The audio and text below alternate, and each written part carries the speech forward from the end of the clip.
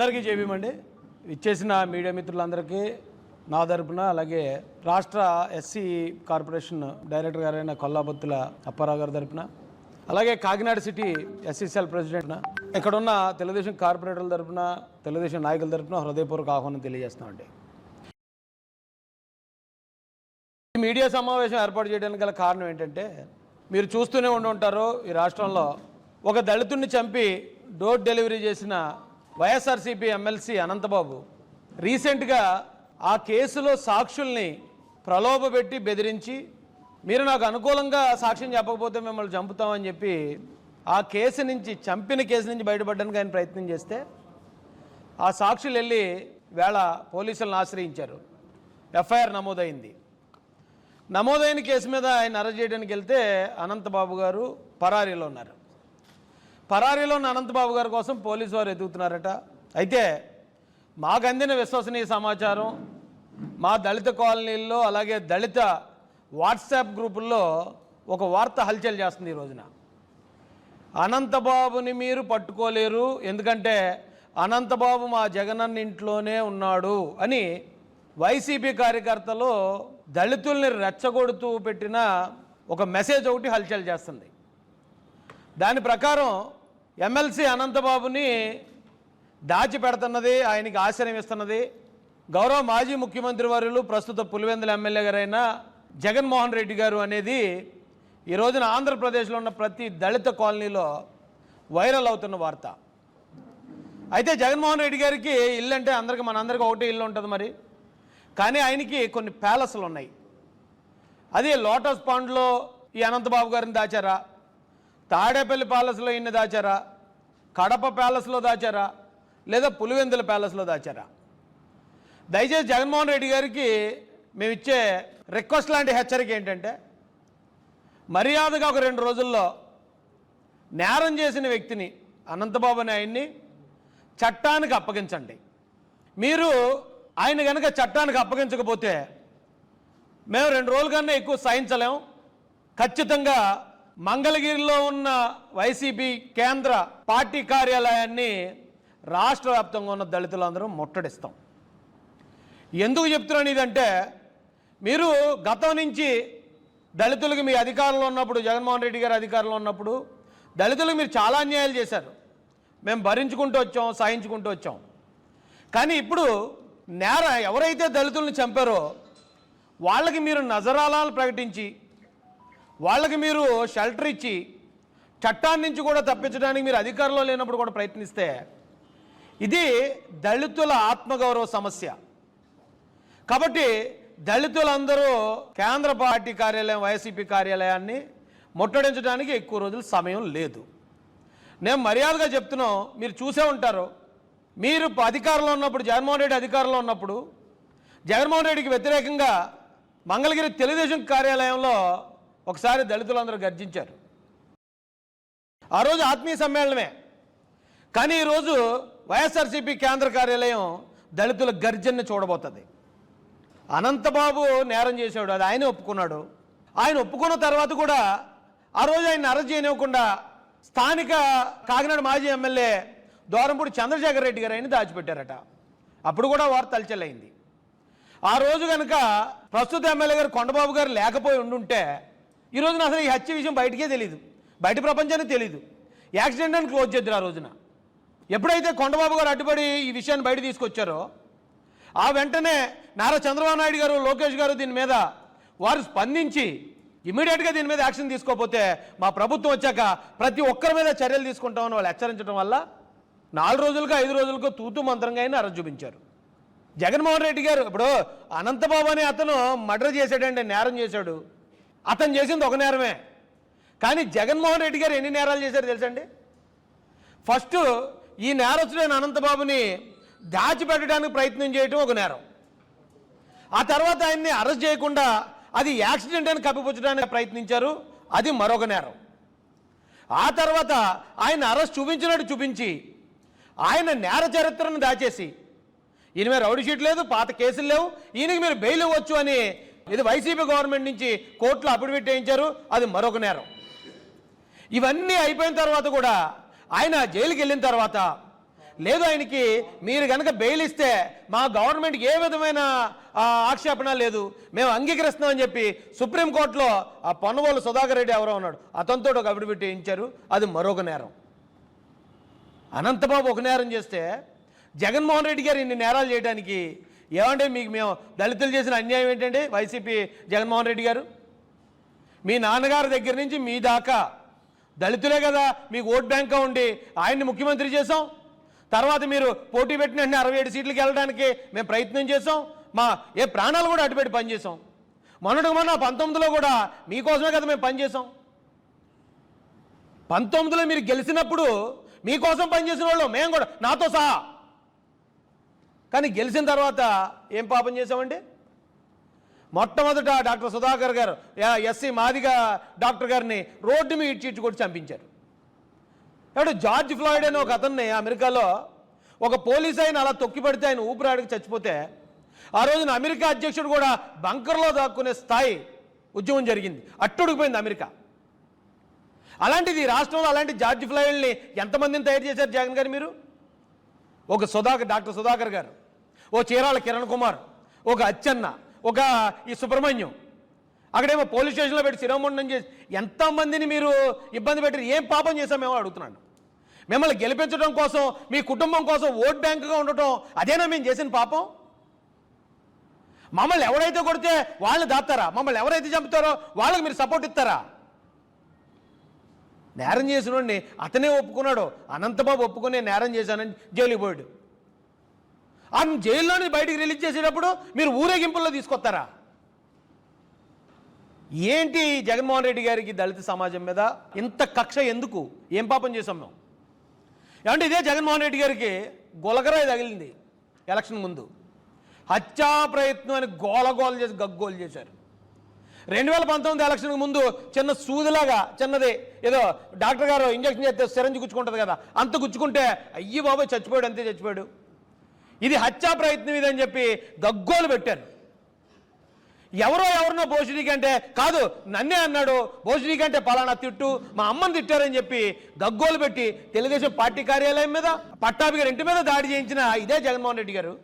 అంటే మిమ్మల్ని ఒక మాట అంటేనే అదేదో రాష్ట్ర సమస్యలాగా, మీకు చిన్న గాయం తగిలితేనే అదేదో ప్రాణాన ప్రమాదంలాగా మీరు మొత్తం రాష్ట్రం అంతా అట్టుడికేలా చేస్తారు. అంటే మా పిల్లల్ని చంపేశారండి. చంపేసి ఆ శవాలను తీసుకెళ్ళి ఇళ్ల ముందు విసిరేస్తే మీరు ఆ నేరస్తులకి మీరు ఎలా కొమ్ము కాస్తున్నారు? మీరు ఆ నేరస్తులను ఎలా వెనకేసుకొస్తారు? మీరు అధికారంలోకి వచ్చిన వెంటనే మా పథకాలు రద్దు చేస్తే సర్లే పోన్లే, ఈ గవర్నమెంట్ ఇచ్చిన పథకాలతోనే మేము బతికామా, ఎప్పుడు మా కష్టాన్ని నమ్ముకుని బతికాం కదా అని సర్దుకున్నాం.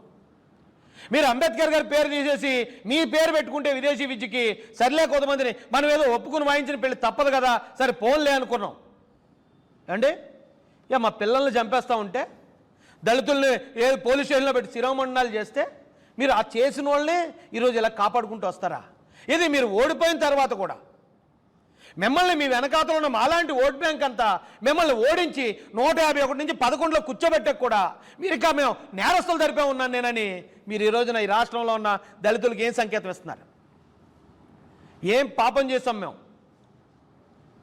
ఇప్పటి వరకు జగన్మోహన్ రెడ్డి గారు మీకు మీ నాన్నగారికి మీ ప్రత్యర్థుల్ని నరికే కత్తుల్లా పనిచేసాం మేము. కానీ మీ చేతిలో ఉన్న కత్తి మీకే తిరగబడితే అది ఎలా ఉంటుందో 2 రోజుల్లో చూపిస్తాం. మర్యాదగా గనక ఆ నేరం చేశానని ఒప్పుకున్న వ్యక్తిని మీరు చట్టానికి అప్పగించకుండా మీ తాడేపల్లి ప్యాలెస్లోనో మీ బెంగళూరు ప్యాలెస్లోనో లేకపోతే లోటస్ పాండ్ ప్యాలెస్లోనో దాచితే గనక దానికి మూల్యం మీరు చెల్లించాల్సి ఉంటుంది. ఈ రోజున మొన్న 24లో చూశారు, మరి రేపు 29లో మీరు కనీసం ఓటు అడగడానికి దళిత కాలనీకి రావాలంటే తల వంచి దళిత సమాజానికి క్షమాపణ చెప్తే తప్ప కనీసం ఓటు కూడా అడగనివ్వరు. ఎలాంటి పనులు చేసుకొస్తున్నారో మీరు ఒకసారి ఆలోచించుకోండి. నేను వైసీపీలో ఉన్న వాళ్ళందరినీ మేమేం అంటలేదే. ఎవరైతే మా మీద దాడులు చేశారో చట్టపరంగా వాళ్ళు శిక్షించండి అయ్యా బాబు అంటే నేరస్తులు ఎందుకు కొమ్ము కాస్తున్నారు? ఎందుకు నేరస్తులు అంటే జగన్మోహన్ రెడ్డి గారికి అంత ప్రేమ ఎందుకు? అవినాష్ రెడ్డి గారు మర్డర్ చేశారని సిబిఐ చెప్తే లేదు ఆయన నా కన్నుతో సమానం అని ఎందుకు సమర్థించాలి? ఆయన అరెస్ట్ చేయడానికి సిబిఐ రాష్ట్రంలోకి వస్తే ఆ సిబిఐని ఇక్కడున్న పోలీసుతో ఎందుకు అడ్డుకునేలా చేయాలి? ఎందుకు రౌడీలు పెట్టాలి? మీరు ఎలా చేస్తున్నందుకు మీరు రాజకీయం చేయట్లేదు, ఫ్యాక్షనిజం చేస్తున్నారని జనాలు మిమ్మల్ని ఇంట్లో కూర్చోబెట్టారు ఈరోజు. ఇప్పుడు కూడా మీరు తెలుసుకోకుండా ఇంకా మీరు నేరస్తులను వెనకేసుకొచ్చి ఆయన దాచిపెడతా ఉంటే, ఇది ఒక్క సుబ్రహ్మణ్యం కోసం మాట్లాడలేదండి నేను. ఒక తండ్రికి 10 మంది కొడుకులుండి ఆ 10 మందిలో ఒకడు దొంగగా మారితే అది ఆ తండ్రి తప్పు కాదు, ఉన్న 9 మంది మంచోళ్ళుగా పెంచాడని. 10 మంది దొంగలైతే ఖచ్చితంగా తండ్రిదే తప్పు, కొడుకులది కాదు. ఈ రోజున ఆ వైసీపీ హయాంలో దళితుల మీద అన్ని దాడులు జరగడానికి కారణం దాడి చేసిన వాళ్ళది మాత్రమే కాదు, జగన్మోహన్ రెడ్డి గారు కూడా బాధ్యత. డాక్టర్ సుధాకర్ గారి మీద దాడి జరిగినప్పుడే అప్పుడే జగన్మోహన్ రెడ్డి అడ్డుకుని అప్పుడు దానికి కారణమైన వాళ్ళు శిక్షించుంటే మరొక దళితుల మీద దాడి జరగడానికి, దాడి చేయడానికి భయపడదు. మీరేమో దాడి చేసిన వాళ్ళు పట్టించుకోరు, దాడి చేసిన వాళ్ళకి మీరు 2-3 పదవులు ఇస్తారు. దళితుల మీద ఎవరు దాడి చేశారు ఎస్పెషల్గా వాళ్ళకి మీరు జిల్లా పార్టీ ప్రెసిడెంట్లు, ఎమ్మెల్సీలు ఇవన్నీ ఇచ్చి మీరు ప్రోత్సహిస్తూ ఉంటే, దళితుల మీద దాడి చేస్తే జగన్మోహన్ రెడ్డి గారికి బాగా నచ్చుతుంది అనుకుంటా, ఆయన మనకు పదవులు ఇస్తున్నాడని ఇక దాడులు చేయడం మొదలెట్టారు, చంపడం మొదలెట్టారు. ఎక్కడా చట్టాన్ని పనిచేయనివ్వకుండా 5 సంవత్సరాల పాటు ఎక్కడో జార్జ్ ఫ్లాయిడ్ కాదండి, కాంట్ బ్రీత్ అన్నది జగన్మోహన్ రెడ్డి గారు 5 సంవత్సరాల పరిపాలనలో మాకెవ్వరికి ఊపిరాడలేదు. నా మీద 2 సార్లు హత్య ప్రయత్నాలు. నేను వైసీపీ కోసం పనిచేశాను 19లో, కాకినాడలో ఒకసారి, రాజమండ్రిలో ఒకసారి, 2 హత్యా ప్రయత్నాలు. ఏదో తట్టుకోగలి నిలబడ్డాం కాబట్టి నిలబడ్డాం, లేకపోతే మా డెడ్ బాడీ కూడా పార్టీకి డోర్ డెలివరీ అయిపోయి ఉండేది. ఏం పాపం చేసామండి? ఇది రాజకీయాలకు అతీతంగా చెప్తున్నాం మేము. ఆ రోజున దళితుల మీద జరిగిన ప్రతి దాడికి చంద్రబాబు నాయుడు గారు, లోకేష్ గారు మాకు అండగా ఉన్న ఆ విధానాన్ని చూసి ఆ పార్టీలో జాయిన్ అయ్యాం, ఆ పార్టీలో పెద్ద మనుషుల కోసం పనిచేస్తున్నాం మేము. అంతే తప్ప మేము తెలుగుదేశంలో ఉన్నాం కాబట్టి ఈ రోజున జగన్ ప్రశ్నించట్లే. ఆయన పరిపాలన చూసి, ఆయన పరిపాలన దారుణాలు చూసి, అది ఈయన నమ్మినోడేమో ఇలా ముంచేస్తున్నాడో, వాళ్ళేమో మా శత్రువులు అనుకున్నాం చంద్రబాబు నాయుడు గారు, వాళ్ళేమో మన కోసం నిలబడి పనిచేస్తున్నారు, మన కోసం పోరాడుతున్నారని చెప్పి ఎవరో మంచోడో తెలుసుకున్న తర్వాత ఆ పార్టీలో జాయిన్ అయ్యాం తప్ప ఈ రోజు మేము ఇలా మాట్లాడడానికి కారణం పార్టీ కాదు.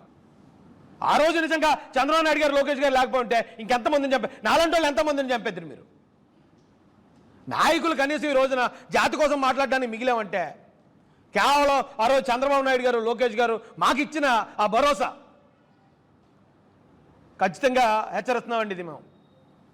మీరు ఏదో అనుకుంటున్నారేమో, దళితులు ముఖ్యంగా మాల్లో ఇంతకుముందు మా ఓట్ బ్యాంకు, మా మేనమామలు అంటే పడిపోతారు, మేమేం చెప్తే అది నమ్మేస్తారు, పలానా యాక్సిడెంట్లో చనిపోయిన పాస్టర్ని చూపించి కూటమి ప్రభుత్వం చంపేసిందని నమ్మేస్తారు, ఇంకోటి చిన్నపిల్లలు గొడవ తెచ్చి ఇది ఎస్సీల మీద వివక్ష అంటే నమ్మేస్తారు అనుకుంటున్నారేమో.